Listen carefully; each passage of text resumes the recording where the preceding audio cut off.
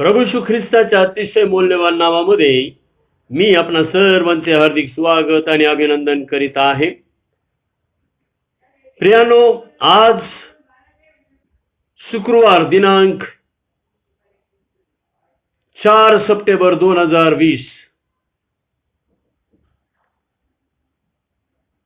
आजच्या आपल्या मिडवीक भक्तीला आपण प्रारंभ करीत आहोत.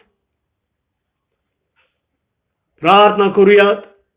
प्रेमळ देवा परमेश्वर बापा, राजांच्या राजा, प्रभूंचा प्रभू, देवादी देवा, पुन्हा एकदा मंडळी या नात्याने तू आम्हाला एकत्रित केलेला आहेस आणि या बायबल स्टडीमध्ये, या मिडवीक भक्तीमध्ये, आणि बापा परमेश्वरा, ज्या साक्ष तू मंडळीच्या जीवनात निर्माण केलेले आहेत त्या साक्ष देण्यासाठी बापा परमेश्वरा तू आम्हाला संधी दिलीस. आम्ही तुझे आभार मानतो, उपकार स्तुती करतो. आजपर्यंत बापा परमेश्वरा जी कृपा, दया, अनुग्रह तू पुरवलेला आहेस त्याबद्दल आम्ही तुझे आभार मानतो, उपकार स्तुती करतो. बापा परमेश्वरा, आम्ही तुला धन्यवाद आणि गौरव देत आहोत की मेथोडिस्ट मारडी चर्च पुणे या देवाच्या मंडळीमधील प्रत्येक कुटुंब तू आशीर्वादित आणि सुरक्षित ठेवलेला आहेस. बापा परमेश्वरा, प्रत्येक कुटुंबामध्ये बापा तू तुझी सुख, शांती, आनंद, समृद्धी, वैभव, आरोग्य, प्रीती, ऐक्य, स्थैर्य तू भरलेला आहेस. एवढंच नव्हे तर बापा ह्या मिडवीक भक्तीमध्ये जी प्रत्येक व्यक्ती, जे प्रत्येक कुटुंब बापा सहभागी होत आहे त्या प्रत्येकांना बापा स्वर्गीय आध्यात्मिक आशीर्वाद देऊन तू मालामाल केलेला आहेस आणि प्रत्येकांच्या कुटुंबामध्ये तू तुझी सुख, शांती, आनंद, समृद्धी, वैभव, आरोग्य, प्रीती, ऐक्य, स्थैर्य भरत आहेस आणि भरलेला आहेस. आम्ही तुझे आभार मानतो, उपकार स्तुती करतो. हे बापा परमेश्वरा, आम्हाला आज विशेष प्रकारे तुझ्या पायाजवळ विनंती आणि प्रार्थना करीत आहे. बापा, आमचा देश या कोविड-19 पासून मुक्त कर बापा, मुक्त कर. हे प्रभू, लोकांना बापा परमेश्वरा पुन्हा एकदा भयरहित असं जीवन जगता येऊ दे.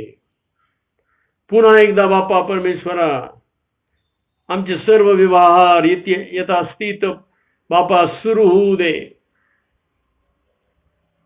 सर्व भय, भीती, दडपणे, हा रोग, आजार आणि बापा परमेश्वरा याचं इन्फेक्शन हे सर्व नष्ट होऊ दे. आम्ही प्रार्थना करीत आहोत त्याकरिता जे वॅक्सिन तयार केलं जात आहे बापा त्यांना यश येऊ दे. आणि बापा तू डॉक्टरांचा डॉक्टर, वैद्यांचा वैद्य आहेस. ज्ञान तुझ्याजवळ आहे बापा, ज्ञानाचा उगम तू आहेस.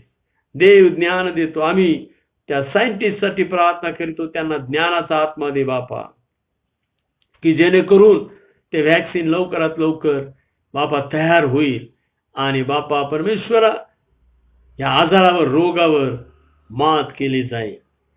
बापा परमेश्वरा, आम्ही प्रार्थना करीत आहोत आमच्या भारत देशासाठी बापा.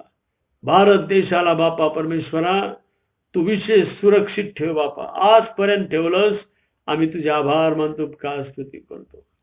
हे प्रभू, सदैव तुझी मेहर नजर आमच्या देशावर असू दे, की जेणेकरून बापा परमेश्वरा यामध्ये सर्व प्रकारे बापा शांततेचं, गांभीर्याचं जीवन जगून ख्रिस्ताचं सेवा कार्य होईल. अनेक आत्मे प्रभूला मिळतील बापा. तुझी कृपाच आम्हाला पुरेशी आहे. पुन्हा एकदा प्रभू, आम्ही तुला धन्यवाद आणि गौरव देतो की आज साक्ष देण्यासाठी तू आत्म्याने परिपूर्ण करून मिसेस शार्लेट सोनावणे यांना सिद्ध केलंस. आम्ही तुझे आभार मानतो, उपकार स्तुती करतो. हे बापा परमेश्वरा, या बहिणीच्या जीवनामध्ये फार मोठं कार्य तू केलेलं आहेस, फार मोठी साक्ष निर्माण केलेली आहे बापा. ह्या मागील दिवसांमध्ये जे धैर्य, धीर, जे आधार तिला तू दिलास बापा, आम्ही तुझे आभार मानतो, उपकार स्तुती करतो. तू जेव्हा म्हणतोस धीर धर, तेव्हा धीरही तूच देतोस बापा. आणि म्हणून आज बापा परमेश्वरा ही बहीण बोलेल तेव्हा बापा परमेश्वरा तिच्या मुखाला स्पर्श कर आणि होऊ दे की या साक्षीद्वारे अनेकांचं तारण होऊ दे बापा परमेश्वरा. तुम्ही माझे साक्षी व्हाल या तुझ्या वचनाप्रमाणे बापा परमेश्वरा. सर्व गौरव आणि मान आणि महिमा केवळ प्रभू येशू ख्रिस्ताला मिळू दे बापा. ख्रिस्त आजही चमत्कार करतो. त्याच्यावर विश्वास ठेवणाऱ्यांच्या जीवनामध्ये ही साक्ष आज प्रसारित होऊ दे. सहाय्य कर, कृपा द्या, अनुग्रह दे. पुन्हा एकदा बापा सर्व मीडिया टीमसाठी आम्ही तुझे आभार मानतो, उपकार स्तुती करतो आणि तुला धन्यवाद देतो की बापा परमेश्वरा या मीडिया टीमद्वारेच बापा ही ऑनलाईन मिडवीक भक्ती आणि ऑनलाईन संडे वर्शिप आम्हाला मिळत आहे की ज्याद्वारे बापा परमेश्वरा आम्हाला जिवंत देवाची भक्ती मंडळी या नात्याने करता येत आहे. प्रभू या सर्वांना तू आशीर्वादित कर. प्रत्यक्षरित्या जी प्रत्येक व्यक्ती या कामामध्ये बापा परमेश्वरा स्वतःला समर्पित करीत आहे त्यांना तू आशीर्वादित कर बापा. आणि तू आपलं गौरव महिमा प्रगट कर प्रभू. सहाय्य दे, कृपा द्या, अनुग्रह दे. मी तुझा दास सेवक तुझ्या कृपेच्या अधीन आणि स्वाधीन आहे. मला तुझी कृपाच पुरुष आहे. येथपर्यंत तू आणलंस, येथपर्यंत तू मला चालवलंस, येथपर्यंत मला तू मला आणि माझ्या कुटुंबाला सांभाळलंस, रक्षिलंस आणि आरोग्य दिलंस. तुझे आभार मानतो, उपकार स्तुती करतो बापा. मला मिळालेलं सर्व आशीर्वाद, सर्व आरोग्य, सर्व शक्ती आणि सर्व बापा परमेश्वरा पवित्र आत्म्याचं प्रगटीकरण मंडळीच्या तुझ्या लोकांच्या आध्यात्मिक वृद्धीसाठी समर्पित होऊ दे बापा. सहाय्य कर, सहाय्य, मान महिमा गौरव दे. आता आम्ही बापा परमेश्वरा आम्हा सर्वांचा आत्माजीव शरीर तुझ्या स्वाधीन करीत आहोत. आम्हाला तुझी कृपा पुरेशी आहे. धन्यता आणणारा प्रेमळ प्रिय प्रभू येशू ख्रिस्त नावाने मागतो म्हणतो की आमचे स्वर्गीय बापा. आमेन. हे आमच्या स्वर्गातील बापा, तुझे नाम पवित्र मानले जाऊ, तुझे राज्य येऊ, जसे स्वर्गात तसे पृथ्वीवरही तुझ्या इच्छेप्रमाणे हो. आमची रोजची भाकर आज आम्हास दे, आणि जसे आम्ही आमच्या ऋण्यास ऋण सोडले आहेत तसेच तू आमची ऋणे आम्हास सोड, आणि आम्हास परीक्षेत आणू नकोस तर आम्हास वाईटापासून सोडो, कारण की राज्य, सामर्थ्य आणि गौरव ही सर्व काळ तुझी आहेत. आमेन. यावेळेला मंडळीला विनंती आहे, आपण सर्वजण उभे राहूयात आणि देव बापाच्या प्रभू येशू ख्रिस्ताच्या उपकार स्तुतीसाठी आपण गीत गाऊया.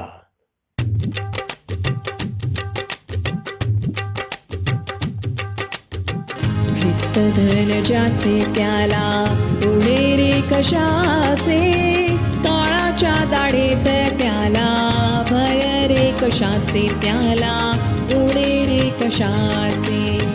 ख्रिस्त धन ज्याचे त्याला उडे रे कशाचे, काळाच्या दाढेत त्याला भय रे कशाचे, त्याला उडे रे कशाचे.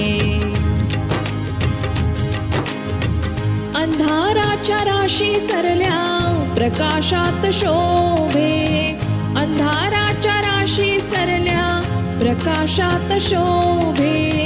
पूर्णत्वात भरले नटले दिव्य रूप ज्याचे, त्याला उडे रे कशाचे. ख्रिस्त धन ज्याचे त्याला उडे रे कशाचे, काळाच्या दाढेत त्याला भय रे कशाचे, त्याला उडे रे कशाचे. हीन दीन वृत्ती मेली, समर्थता तेथे भरली. हीन दीन वृत्ती मेली, समर्थात तेथे भरली. दिव्य स्फुरे अवनी दिपली, मुळचे तेजाचे, त्याला उडे रे कशाचे. ख्रिस्त धन ज्याचे त्याला उडे रे कशाचे, काळाच्या दाढेत त्याला भय रे कशाचे, त्याला उडे रे कशाचे. हसे मुखी विलसो तुझिया ख्रिस्त शिष्य मंगला. हसे मुखी विलसो तुझिया ख्रिस्त शिष्य मंगला. धन्य धन्य जगती तवरे जीवन मोलाचे तुझला भय रे कशाचे. ख्रिस्त धन ज्याचे त्याला उडे रे कशाचे, काळाच्या दाढेत त्याला कशाचे त्याला, उणे रे कशाचे त्याला, उणे रे कशाचे.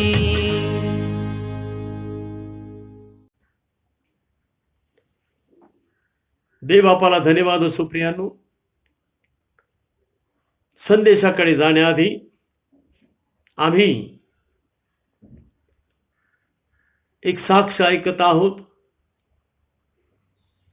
आणि या गेल्या 3 मिडवीक भक्तीपासून आम्ही हे सत्र सुरू केलेलं आहे की आमच्या जीवनात आमच्या प्रभू येशू ख्रिस्ताने जे अद्भुत चमत्कार केलेले आहेत ते साक्षी रूपाने आम्ही सर्व लोकांपुढे जाहीर करावे आणि ख्रिस्ताचं गौरव करावं. प्रियांनो, आज मिसेस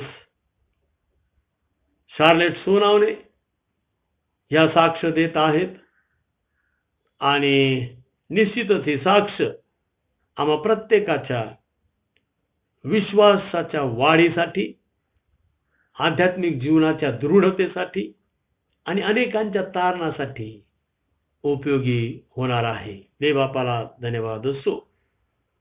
मिसेस शार्लेट सोनावणे आपली साक्ष सादर करीत आहे.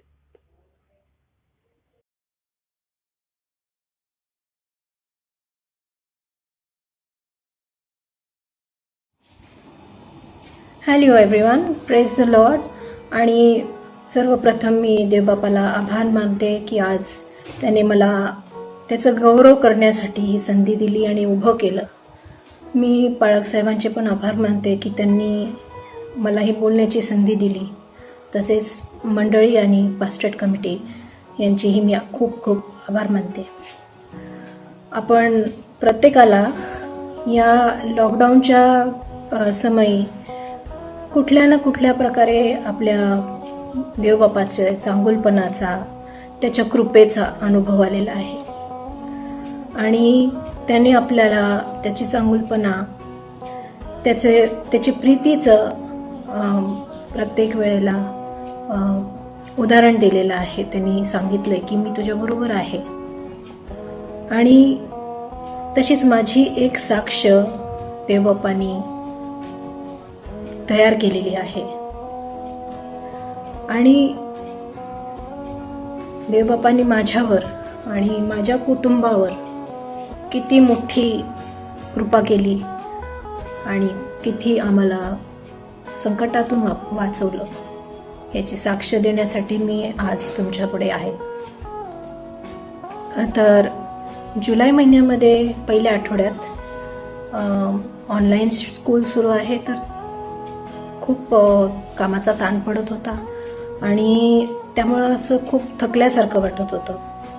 नंतर मला ताप आला आणि आजची परिस्थिती बघता मला जरा टेन्शन आलं. त्यामुळं मी जरा मला स्वतःला वेगळं करून घेतलं घरच्यांपासून. माझा मुलगा स्टीव आणि माझे मिस्टर, त्यांना म्हटलं आता प्लीज मला वेगळं राहू द्या.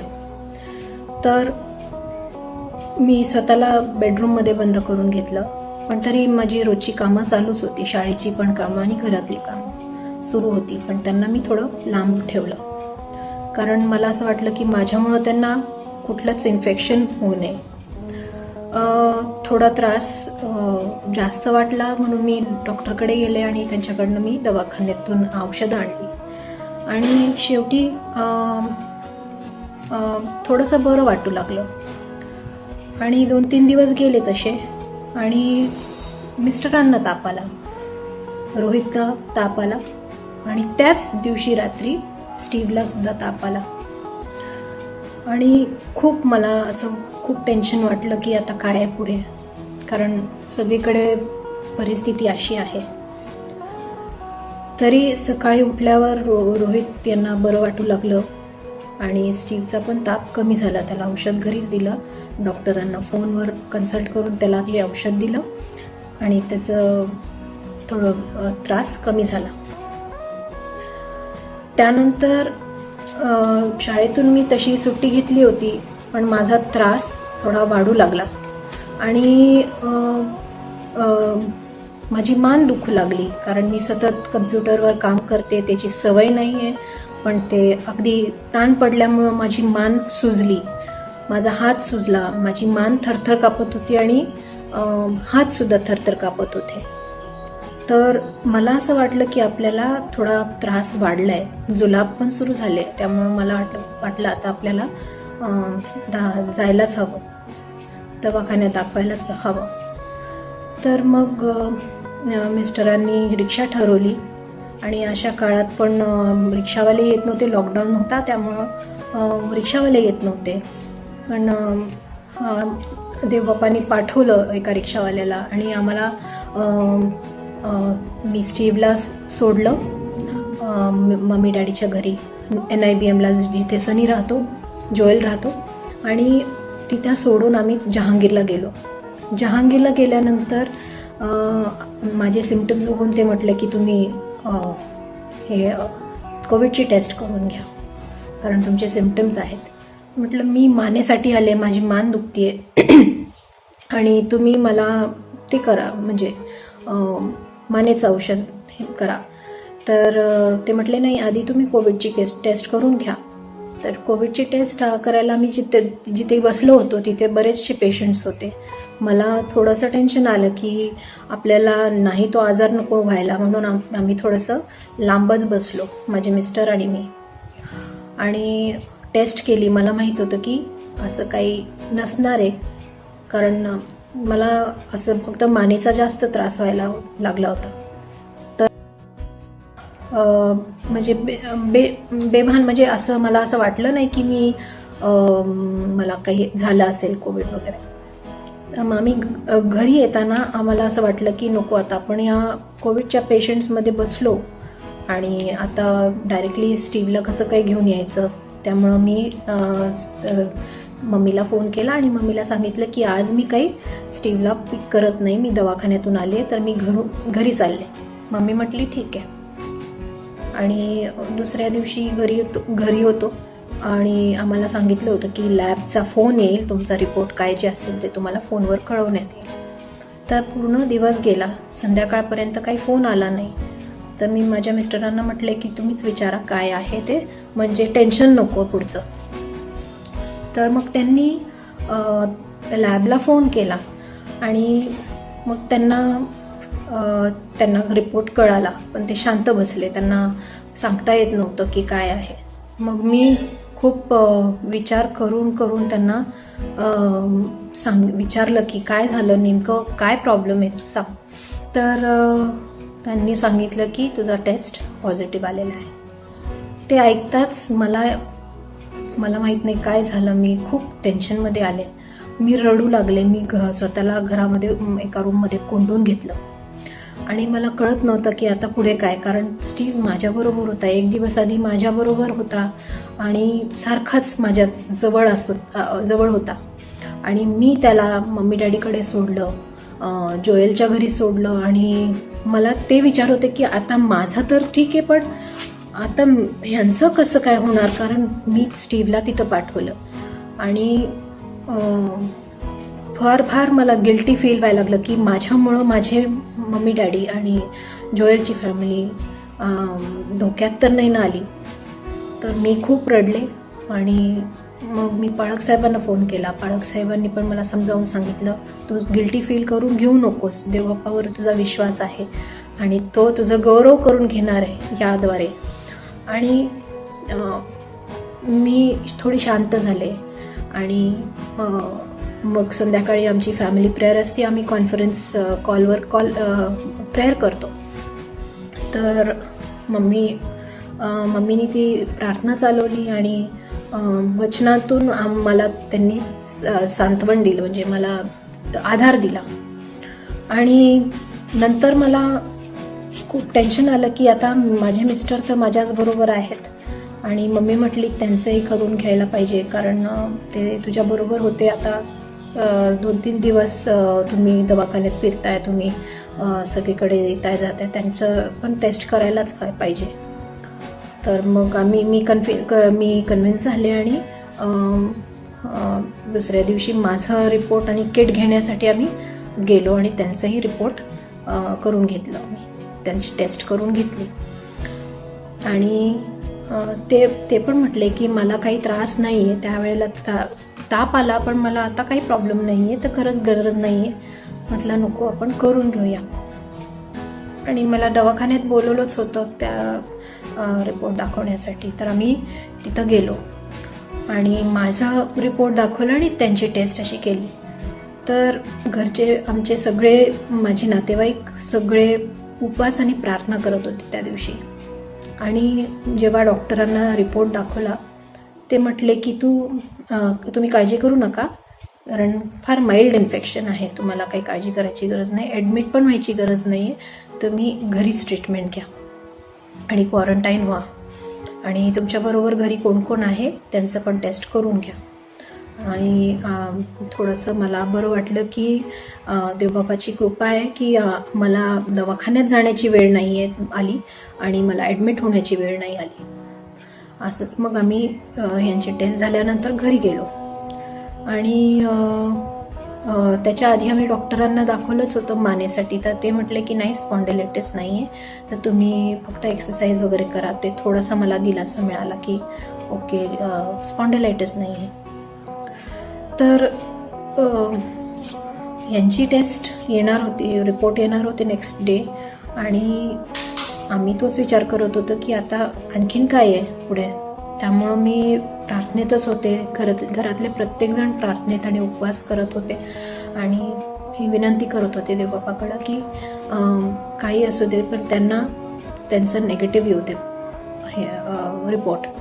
पण संध्याकाळपर्यंत काही लॅबचा फोन आला नाही, तर आम्ही तसाच फोन केला लॅबमध्ये आणि लॅबमधून समजलं की त्यांचा पण टेस्ट पॉझिटिव्ह आलेली आहे. तर ते खूप टेन्शनमध्ये, मी पण टेन्शनमध्ये की आता आमच्या दोघांची टेस्ट पॉझिटिव्ह आली आहे आणि स्टीव्हचं काय आणि माझ्या घरच्यांचं काय, परत तोच प्रश्न. तर मी जोएलला म्हटले, जोएल असं असं आहे, तर तुम्ही सगळेजण टेस्ट करून घ्या. तर जोएल म्हटला काही नाही, आम्हाला काही होणार नाही आणि स्टीव्ह पण बरा आहे, त्याला काही सिम्पटम्स नाही आहेत, आपण बघू, तुम्ही आधी तुमची काळजी घ्या आणि वेळेवर औषधं वगैरे घ्या. म्हटलं ठीक आहे.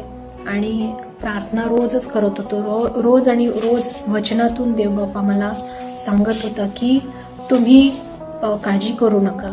मला योहान 16:30 मध्ये देवबापांनी सांगितलं, जगात तुम्हाला क्लेश होतील तरी धीर धरा, मी जगाला जिंकले आहे.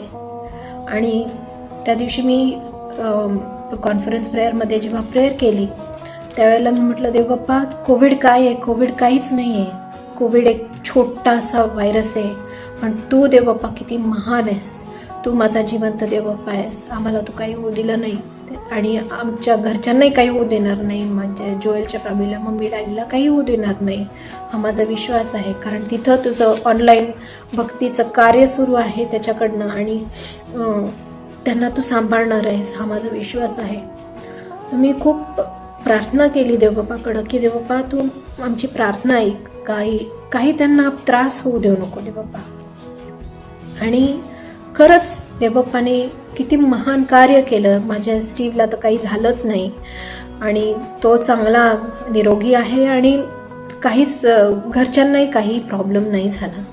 आणि परत मला वचन मिळालं की नहूम 1:7 परमेश्वर चांगला आहे, विपत्काली तो शरणदुर्ग आहे, जे त्याचवर भाव ठेवतात त्यास तो ओळखतो, तो त्याच्या लेकरांना ओळखतो, त्यांची काळजी घेतो.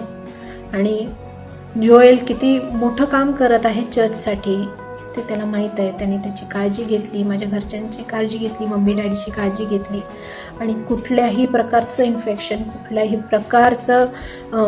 कुठलाही त्रास त्यांना होऊ दिला नाही देवबापाने. तर हे सगळं असं होत होतं. स्टीव्हला घरी यायचं होतं, त्याला सांगता येत नव्हतं की मम्मी डॅडी मी तुम्हाला मिस करतोय, काय आहे, तुम्ही मला पिक करायला येणार होता आणि आला नाही. तर आम्ही त्याला समजावण्याचा प्रयत्न करत होतो की बाळा येतो, आम्ही 2 दिवसात येतो, 4 दिवसात येतो, असं करून आम्ही 15 दिवस 17 दिवस काढले. आणि मग त्या दरम्यान त्या 17 दिवसांमध्ये देवबापांनी इतक्या अद्भुतरीते सगळं काही पुरवलं आम्हाला. आणि खरंच तो महान आहे. त्यांनी आम्हाला प्रत्येक गोष्टीचा पुरवठा केला. जसा वचनात सांगितलं आहे की परमेश्वरावर भाव ठेवणाऱ्याला कुठल्याही गोष्टीची वाण पडत नाही, तसं आम्हालाही कुठल्याही गोष्टीची वाण पडू दिली नाही. आमच्या सोसायटीच्या वॉचमॅननी पण आम्हाला खूप मदत केली. त्याचे 3 लेकरं आहेत, 3 छोटे छोटे लेकरं आहेत, पण त्यांनी भीतीने बाळगली, पण त्यांनी आमची खूप मदत केली. देव त्यांना आशीर्वादित करो, त्याच्या कुटुंबाला आशीर्वादित करो.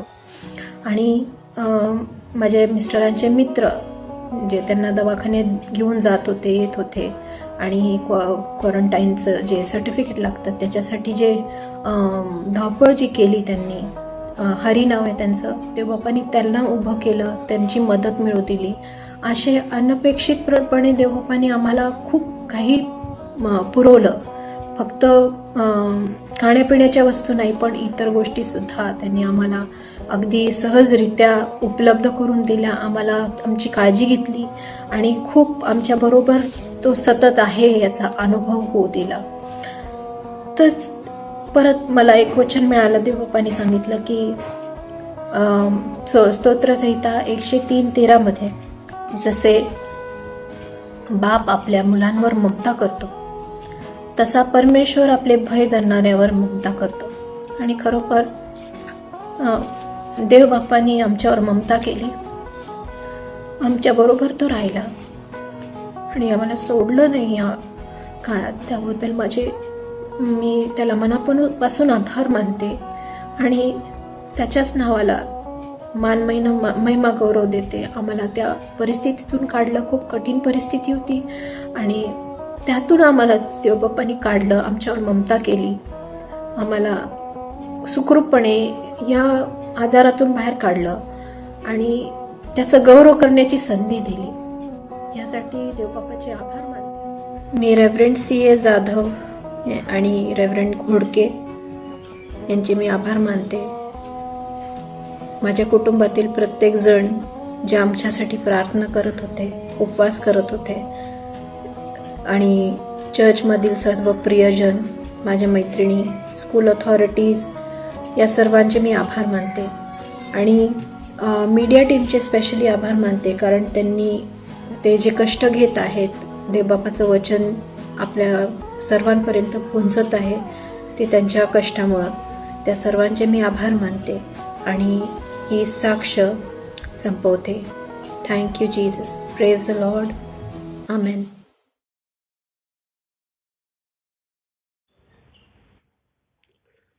प्रभू येशू ख्रिस्ताच्या नावाला मान, महिमा, गौरव आता आणि सदा सर्व काळ असो.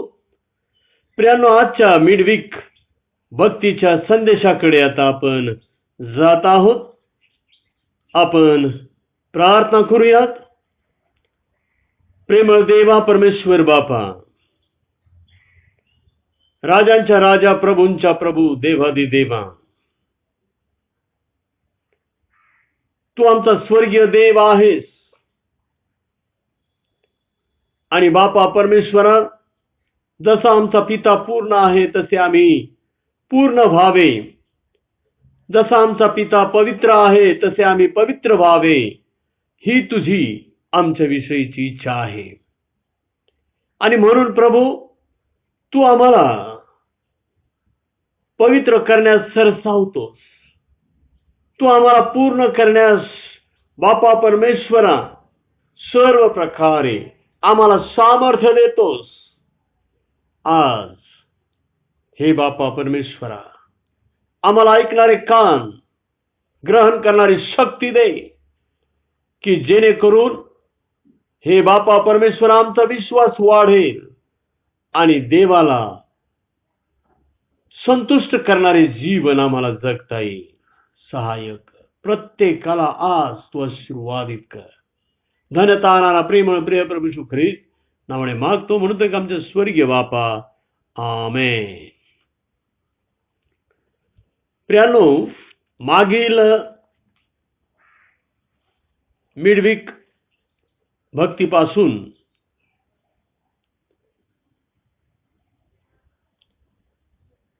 म्हणजे मागच्या शुक्रवारपासून आपण जो विषय सुरू केलेला आहे तो आहे मलखाचा कान बरा होणे, येशूचा शेवटचा चमत्कार.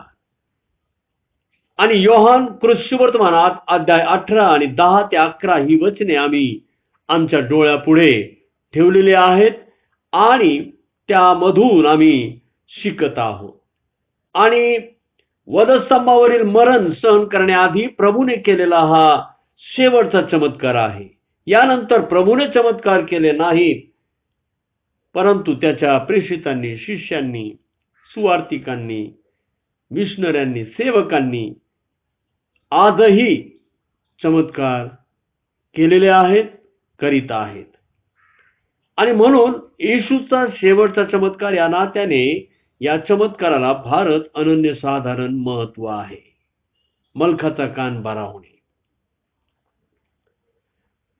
घटना अशी आहे, पेत्राने प्रमुख याजकाचा दासाचा म्हणजे मलखाचा कान तलवारीने कापून टाकला. येशूने तोच कान पुन्हा त्याच्या ठिकाणी पूर्ववत प्रस्थापित केला आणि पेत्राला दटावले. पेत्राची चांगलीच कान उघाडणी केली. तेव्हा येशू त्याला म्हणाला, तुझी तलवार परत जागच्या जागी घाल, कारण तलवार धरणारे सर्व जण तलवारीने नाश पावतील. पेत्राने प्रभूविषयीचा दैहिक आवेश दाखवला. पेत्रा हा स्वभावाने चंचल होता, उतावळ्या स्वभावाचा होता. त्याच्यामध्ये देहाचा आवेश वारंवार उफळून उसळी मारित असे. आणि प्रियांनो, आमच्या देहाचा आवेश येशूच्या सेवेत अडथळे निर्माण करीत असतो. येशूला हवा आहे परमेश्वराचा आवेश, यशया 9:7. आणि म्हणून परमेश्वराच्या आवेशाप्रत आम्ही जावे, किंवा आमचा देहाचा आवेश हा परमेश्वराचा आवेश बनेपर्यंत प्रभू येशू ख्रिस्त आम्हाला अनेक घटनांमधून नेतो, अनेक गोष्टींमधून नेतो आणि आम्हाला तो शिकवतो. आणि ह्या बाबतीत आम्ही पाहिलेलं आहे, मागच्या भक्तीमध्ये 4 उदाहरणं आम्ही पाहिलेली, 3 नव्हे 4 उदाहरणं आम्ही मागच्या भक्तीमध्ये पाहिलेले आहेत. आणि पहिलं उदाहरण होतं, येशू आपल्या मरणाचे भविष्य सांगत असताना पेत्र येशूचा निषेध करतो, त्याला तसे म्हणण्यापासून दटावतो. आणि प्रियांनो, हा एक पेत्राचा दैहिक आवेश आम्ही मागच्या वेळेला पाहिला. दुसरा आवेश आम्ही पाहिला रूपांतराच्या डोंगरावर. येशूला म्हणतो, तुम्ही येथे असावे, हे बरे, मी तुमच्यासाठी एक मंडप बांधतो. तिसरा आवेश आम्ही पाहिला शेवटच्या भोजन समयी पेत्र येशूला आपले पाय धुण्यास मनाई करतो. आणि चौथा मुद्दा आम्ही पाहिला, चौथं उदाहरण. आणि त्याच वेळेला त्या पाय धुण्याच्या प्रसंगाच्या वेळेला जेव्हा प्रभू म्हणतो की मी तुला धुतले नाही तर माझ्याबरोबर तुला वाटा नाही, तेव्हा लगेच पेत्र म्हणतो, प्रभूजी माझे केवळ पाय धुवू नका तर हात व डोकेही धुवा. त्याचा हा दैहिक आवेश अशाच प्रकारे होता. परंतु पुढे हाच आवेश देवाने, प्रभू येशू ख्रिस्ताने परावर्तित करून, त्याचं परिवर्तन करून कसा परमेश्वराचा आवेश त्याच्यामध्ये भरला, प्रियांनो, हे आम्ही पाहणार आहोत. आणि तुम्हाला माहिती आहे का, असं सांगतात, अशी एक आख्यायिका आहे की जेव्हा पेत्राला वधस्तंभावर खिळून मारण्याची राजाज्ञा झाली, तेव्हा पेत्राचा आवेश परमेश्वराच्या आवेशात परावर्तित झाला होता.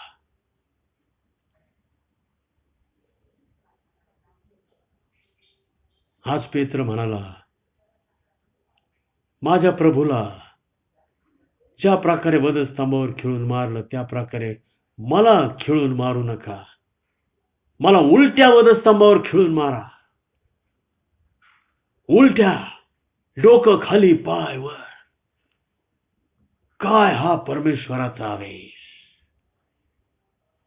प्रियांनो, प्रभू आमचा आवेश, तो आमचा देहाचा आवेश घेतो आणि त्याला परिवर्तन करतो आणि त्याला परमेश्वराचा आवेश कसा बनवतो.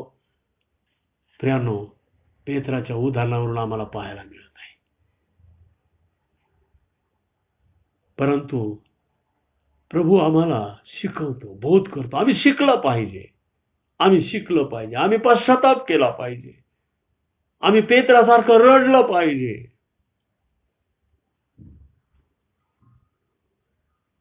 प्रियांनो,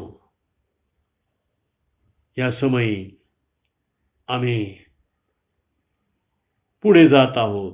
5वं उदाहरण, मत्तय 14वा अध्याय 28 ते 31 ही वचने या वेळेला आम्ही डोळ्यापुढे ठेवलेली आहेत. आणि घटना अशी आहे की प्रभू येशू ख्रिस्ताने आणि 5,000 लोकांना 5 भाकरी 2 मासे यामध्ये येथेच भोजन दिलेलं आहे. त्यानंतर 12 टोपल्या उरलेल्या आहेत. आणि मग हे भोजन झाल्यानंतर प्रभू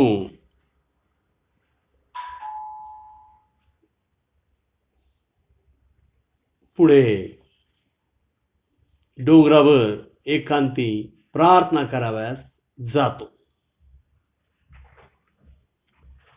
आणि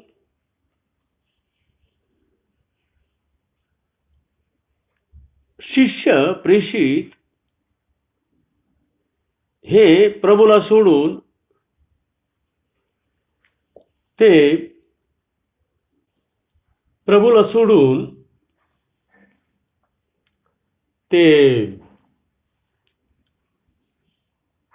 आपल्या तारवातू बसून पलीकडे जावयास निघाले. आणि यांचा प्रभू, गुरु, स्वामी, मालक, धनी प्रभू येशू ख्रिस्त देव हा डोंगरावर एकांती प्रार्थना करावयास गेलेला आहे. प्रभूला सोडून हे आता एकटेच तारवात बसून प्रवासाला निघालेले आहेत. त्यांना असं वाटलं आता ह्या क्षणी तरी आम्हाला प्रभूची गरज नाही, कारण 12 टोपल्या आपल्याजवळ भरपूर भाकरी आहेत आणि आपण सहज या 12 टोपल्यांच्या आधारावर हा समुद्राचा प्रवास करू शकतो. आता त्यांचा गुरु कसा येईल ह्याचा देखील त्यांनी विचार केला नाही आणि निघाले. आणि काय झालं माहिती का प्रियांनो, रात्र झाल्यावरही तो तेथे एकटाच होता, प्रभू येशू ख्रिस्त. आणि मग वारा तोंच असल्यामुळे किनाऱ्यापासून बऱ्याच अंतरावर त्यांचे या प्रेषितांचे तारू लाटांनी हैराण झाले. तेव्हा रात्रीच्या 4थ्या प्रहरी, लक्षात घ्या,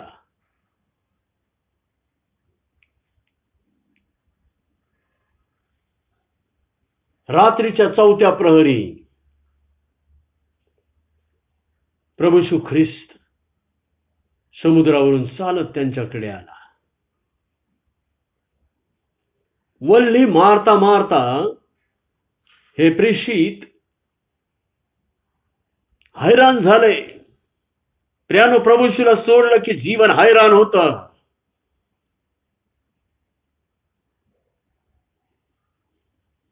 वल्ली मारता मारता हैराण होतं.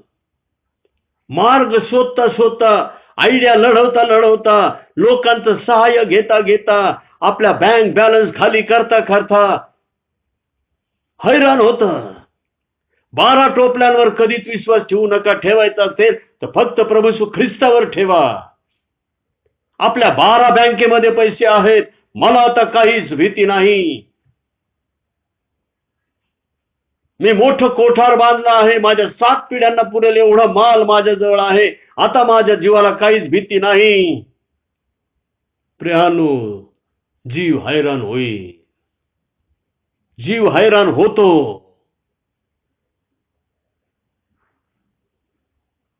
प्रभूला घेतल्याशिवाय एक श्वासही घेऊ नका, एक पाऊलही पुढे टाकू नका. शैतान ठपलेला आहे, कोणाला गिळावे म्हणून तो शोधित आहे.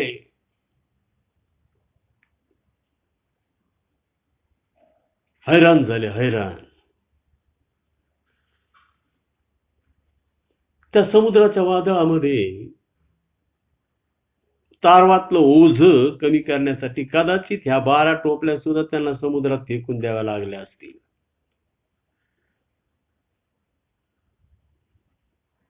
इथं लिहिलं नाही, परंतु आम्ही विचार करू शकतो. इथे अकलेचं काम आहे. काही उपयोग होत नाही, काहीच उपयोग होत नाही.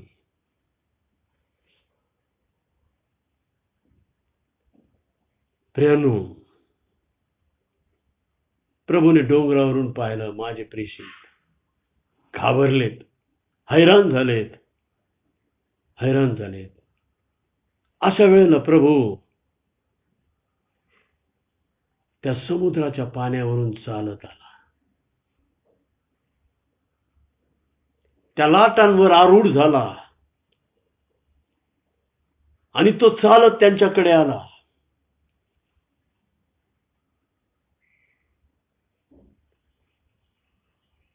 प्रियानो, आमचा प्रभू आम्हाला प्रश्न, समस्या, अडचणी याच्यामध्ये पाहू शकत नाही, पाहू शकत नाही. तो स्वस्थ त्या स्वर्गामध्ये बसून राहत नाही. जेव्हा आम्ही धावा करतो, जेव्हा आम्ही प्रार्थना करतो, जेव्हा आम्ही त्याचं स्मरण करू लागतो, तो आमच्याकडे धावत येतो. मी तुला सोडणार नाही आणि मी तुला टाकणार नाही. भिवू नको, घाबरू नको. प्रभूचं हे अभिवचन त्याच्यावर विश्वास ठेवणाऱ्यांना आहे. प्रियांनो, परिस्थिती आज लाटांनी उसळलेली आहे. या लाटा या महामारीच्या आहेत, वारा तोंडचा आहे, भयानक परिस्थिती झालेली आहे.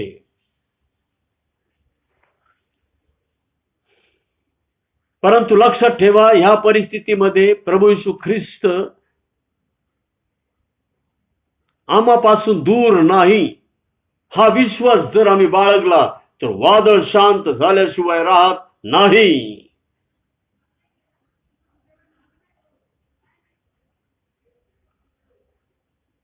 प्रभू येशू ख्रिस्त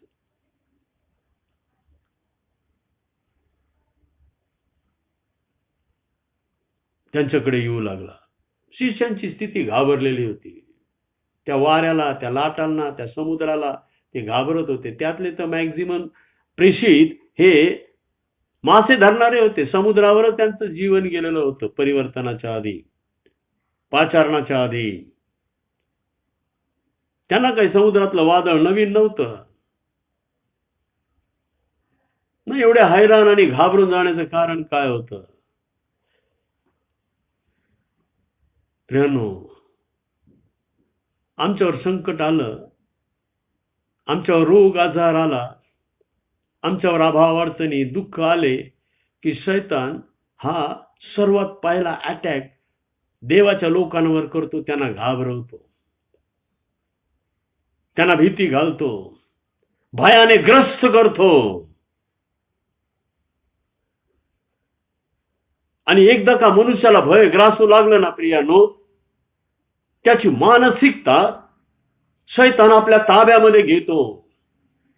त्याला काहीच आठवत नाही, त्याला काहीच समजत नाही, त्याच्या स्मरणात काही येत नाही. हैराण होतो, तो हैराण होतो.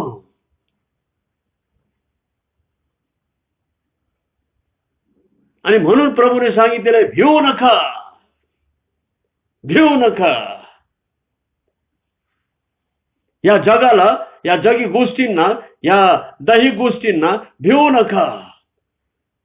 ज्याच्या जवळ देवाचं भय आहे, ज्याच्या अंतःकरणामध्ये देवाचं भय ओतप्रोत भरलेलं आहे, त्याच्यामध्ये हे जगाचं भय शैतान भरू शकत नाही. कारण त्या ठिकाणी, त्या अंतःकरणामध्ये जगाचं भय भरायला त्याच्याजवळ जागाच उरलेली नसते. आणि म्हणून देवाचं भय आमच्या अंतःकरणामध्ये, देव माझ्याजवळ आहे, देव मला पाहत आहे,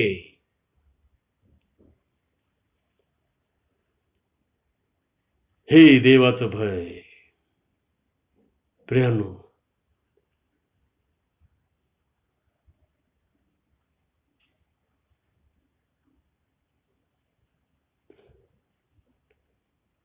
ते घाबरून गेले आणि प्रभू पाण्यावरून चालत आला आणि यांना वाटलं भूतच चालत येते पाण्यावरून. भूत. त्यांच्या प्रभूला सुद्धा ओळखता येईना त्यांना, त्यांच्या गुरुला सुद्धा ओळखता येईना. पाण्यावरून चालत येत असलेला आपला प्रभू आहे.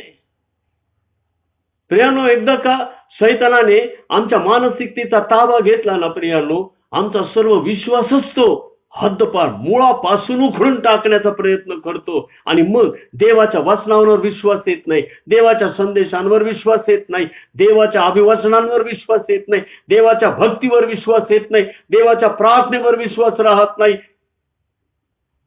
गोंधळून जातो मनुष्य.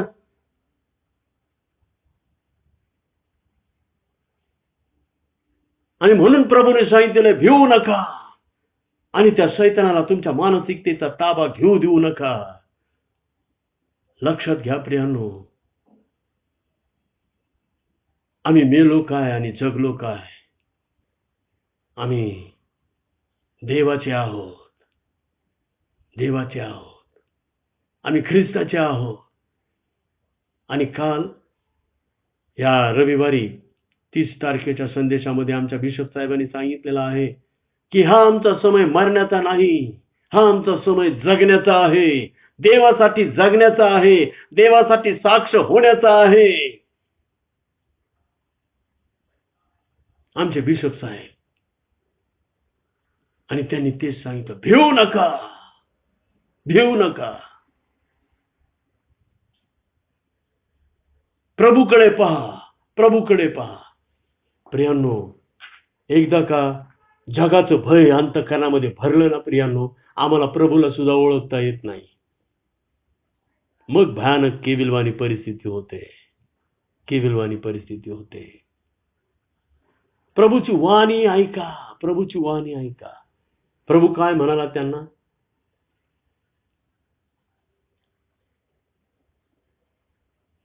परंतु येशू त्यांना लागलाच म्हणाला, धीर धरा, मी आहे, भिवू नका. पहिली गोष्ट, धीर धर, मी आहे, भिवू नको. आज प्रभू आम्हाला तीच म्हणत आहे, भिवू नका, मी आहे. इम्मॅन्युअल, नामासनिध देव, मी तुमच्या बरोबर आहे. मी तुम्हाला सोडत नाही, मी तुम्हाला ठाकत नाही.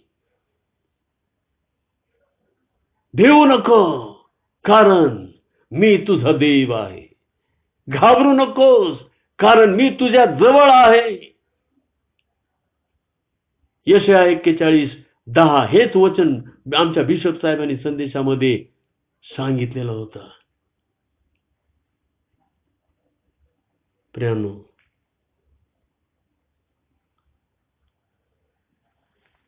प्रभूची वाणी जर ऐकली ना, जर धीर धरला,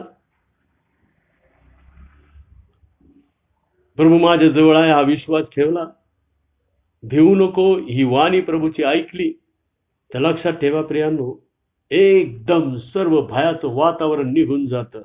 या जगिक भयाचं, रोगाचं, आजाराचं, मरीचं भय, भीती, दडपण याचं वातावरण निघून जातं, निर्मळ होतं. त्या ठिकाणी फक्त प्रभू येशू ख्रिस्तच बसतो, अंतःकरणामध्ये फक्त प्रभू येशू ख्रिस्तच भरतो. आणि मग पेत्र म्हणतो, प्रभूजी आपण असाल तर पाण्यावरून आपणाकडे येण्यास मला सांगा. आता मात्र पेत्र इतक्या वेळ घाबरून ओरडत होता. काय दिलेलं आहे? ते भिवून ओरडले, भूत भूत भूत भूत ओरडले. आता प्रभूशी बोलत आहे, प्रभूशी बोलत. प्रियानो, भीती वाटेल ना तेव्हा प्रभूशी बोला.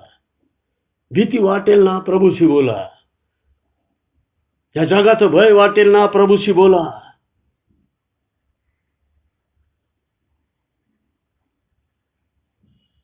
पेत्र बोलू लागला, प्रभू जे आपण असाल तर पाण्यावरून आपणाकडे येण्यास मला सांगा. येशूने म्हटले, ये. आता पहा, पेत्राचा हा दैहिक आवेश परत उफाळी मारला. समुद्रात, वादळात. आता त्याला वादळ दिसत नाही, आता त्याला वारा दिसत नाही, आता त्याला लाटा दिसत नाहीत, आता त्याला कोणतंही भय ग्रासू शकत नाही. आता मात्र प्रियानो, लक्षात ठेवा, जेव्हा ख्रिस्ताची वाणी आम्ही ऐकली, आता शैतान सोडून निघून गेला. शैतान निघून गेला. जेथे प्रकाश आला तेथे अंधार राहत नाही, जेथे येशू आला तेथे शैतान राहत नाही. आता पेत्रामध्ये धीर आला, आता धैर्य आलं, आता हिंमत आली, आता विश्वास आला. आता माझा प्रभू आहे आणि मी काही करू शकतो.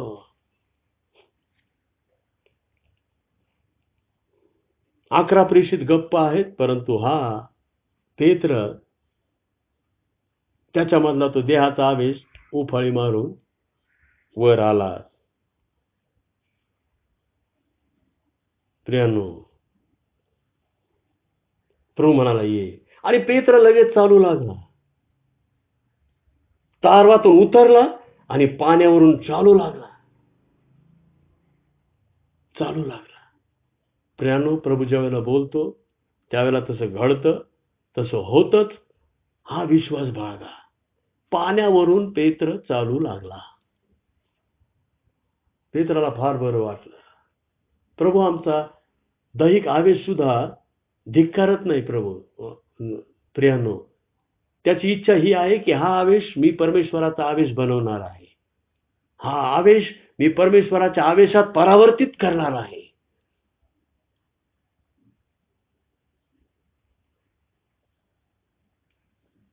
प्रभूने म्हटलं, ये. आणि तो चालू, आणि त्याने वारा आणि लाटा पाहिल्या आणि तो बुडू लागला. आणि पुन्हा त्याने तो भ्याला. दैहिक आवेश जर आमच्यामध्ये असला ना प्रियानो, तर लक्षात ठेवा, हा शैतान पुन्हा अटॅक करायला कमी करत नाही. हा शैतान पुन्हा भयग्रस्त करायला कमी करत नाही. हा शैतान पुन्हा प्रश्न, समस्या, अडचणींचं वादळ उठवायला कमी करत नाही. आता जे वादळ इतक्या वेळ समुद्रात उठलेलं होतं, आता ते त्याच्या मनात उठलं.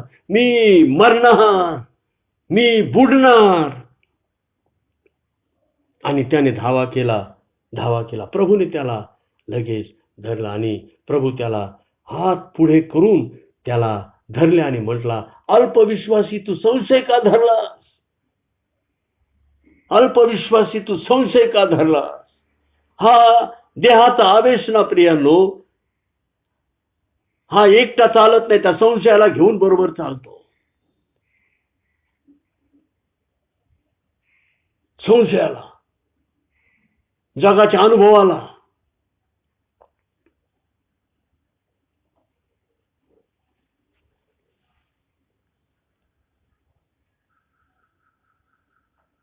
बरोबर घेऊन चालतो. विश्वासाने चाला. डोळ्यांनी दिसते त्याप्रमाणे नव्हे. प्रभूकडे पाहत चाला, अनुभवाने नव्हे. अल्पविश्वासी, तू संशय का धरलास? प्रियानो, प्रभू आम्हाला सोडून गेलेला नसतो. आमच्या संशयाने आम्हाला ग्रासलेलं असतं. प्रियानो, संशय आणि विश्वास एकत्र राहू शकत नाही. आणि म्हणून हा देहाचा आवेश पेत्राचा, प्रियानो, आम्ही पाहत आहोत, चालू तर लागला, परंतु भ्याला. लाटा पाहून भ्याला. आणि प्रभूने त्याला हात दिला. प्रभूने त्याला बुडू दिलं नाही. प्रभू आम्हाला बुडू देत नाही प्रियांनो. प्रभू आम्हाला कधीच बुडू देत नाही. विश्वास बाळगा, खात्री बाळगा. तो आम्हाला मरू देणार नाही. तो आम्हाला उठवणार, त्याची साक्ष उभा करणार. आम्ही त्याचे साक्षी होणार. प्रभूने मला बुडू दिलं नाही. प्रभूने मला मरू दिलं नाही. प्रभूने मला सोडलं नाही. आम्ही साक्ष देणार, साक्ष देणार. प्रियांनो, प्रभूला आज आम्ही धन्यवाद देऊयात. प्रियांनो, धन्यवाद देऊयात. प्रभूचे आभार मानूया. आम्ही ख्रिस्ताचे शिष्य आहोत. प्रभूचं काम असं आहे प्रियांनो, प्रभू पापांपासून तारण देतो आणि त्यानंतर एकेका पापापासून मुक्त करतो. एकेका पापावर विजय मिळवणारं सामर्थ्य देतो. तो पापांची, अपराधांची क्षमा करतो, तारण देतो आणि त्यानंतर तिथून पुढच्या जीवनामध्ये एकेका पापावर विजय मिळवणारं सामर्थ्य देतो. प्रभू आधी आम्हाला शिष्य म्हणतो आणि मग शिष्य बनवायला पुढे सरसावतो. येशू आम्हाला ख्रिस्ती हे नाव देतो आणि तेथून पुढे तो आम्हाला ख्रिस्ताचे बनायला पुढे सरसावतो. आणि स्टेप बाय स्टेप तो येईपर्यंत जे चांगलं काम तो आमच्यामध्ये आरंभतो तो ते पूर्ण करतोच. आणि म्हणून आम्ही कधी घाबरू नये. प्रियांनो, अतिशय धैर्य, धीर, आधार, अतिशय प्रियांनो आम्हाला आवेश देणारं हे वचन आहे, हा प्रसंग आहे. भिवू नका, घाबरू नका प्रियांनो, कधीच घाबरू नका. या ठिकाणी आम्ही थांबणार आहोत. परंतु प्रियांनो, हा जो मुद्दा आहे तो आम्ही अर्धाच पाहिलेला आहे. याचा अर्धा भाग तो आम्ही पुढच्या मिडवीक भक्तीमध्ये पाहूया. आणि त्यामध्ये आम्ही पाहूया की आम्ही सुद्धा हा देहाचा आवेश कसा कसा प्रगट करतो. आणि तरी सुद्धा प्रभू आम्हाला सोडत नाही, टाकत नाही. प्रभू आमचा तिरस्कार करत नाही. प्रियांनो, प्रभूला धन्यवाद असो. आपण प्रार्थना करू. प्रेमळ देवा परमेश्वर बापा, राजांच्या राजा, प्रभूंच्या प्रभू, देवादी देवा, आम्ही मनापासून तुझे आभार मानतो, उपकार स्तुती करतो. तू आमचा देव आहेस बापा. तू आमचा प्रभू आहेस. तू आमचा बाप आहेस. तू आम्हाला सोडत नाहीस. तू आम्हाला ठाकत नाहीस. तरी सुद्धा आम्हाला असं का वाटतं, माझा देव, माझा प्रभू येशू ख्रिस्त माझ्यापासून दूर गेलेला आहे. आमचा अल्पविश्वास, आमचा संशय बापा आमची मानसिकता बधीर करून टाकतो. आमच्या डोळ्यांना तो प्रभू दिसू देत नाही. आणि मग आम्ही घाबरतो. प्रभू आम्हाला क्षमा कर बापा. बापा, तू आम्हाला पूर्ण करत आहेस. आमच्यामधील अल्पविश्वास, संशय काढून, आमच्यामधील देहाचा आवेश काढून तू परमेश्वराचा आवेश भरत आहेस. आम्ही सिद्ध आहोत, तयार आहोत. हा मी आहे. हे प्रभू, आम्ही प्रत्येक जण म्हणत आहोत, आमच्यामध्ये तो परमेश्वराचा आवेश भर. त्याशिवाय त्या सैतानावर आम्हाला विजय मिळवता येणार नाही. परमेश्वराच्या आवेशाशिवाय सैतानावर विजय मिळवता येणार नाही. प्रभू, त्या सैतानावर विजय मिळवणारा परमेश्वराचा आवेश तू आम्हाला दे. सहाय्य कर. धन्यता आणणारा प्रेमळ प्रिय प्रभू येशू ख्रिस्त नावाने मागतो, म्हणून ऐक आमचे स्वर्गीय बापा. आमेन. आपण देव बापाचा आशीर्वाद मागूयात. आणि आता मेंढरांचा महान मेंढरा आपला प्रभू येशू ख्रिस्त, त्याची कृपा, देव बापाची प्रीती, पवित्र आत्म्याची सहभागिता आम्हा सर्वांबरोबर येथून पुढे आमचा प्रभू येशू ख्रिस्ती पर्यंत सदा सर्व काळ असो. आमेन. मंगला हे प्रेमला स्तवने अर्पितो तुला तव पदी दे आसरा आम्हाला विश्वंभरा जाताना घरी दे मना शांती आमुच्या दया घना चिडे सरो हे चिंतनी देहाची जो हा सेवनी अर्पितो तुला दयानिधे स्तोत्रे गायने आनंदे मंगला हे प्रेमला स्तवने अर्पितो तुला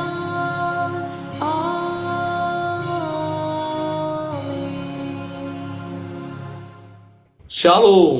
देवाची शांती आम्हा सर्वांबरोबर असो. आमेन.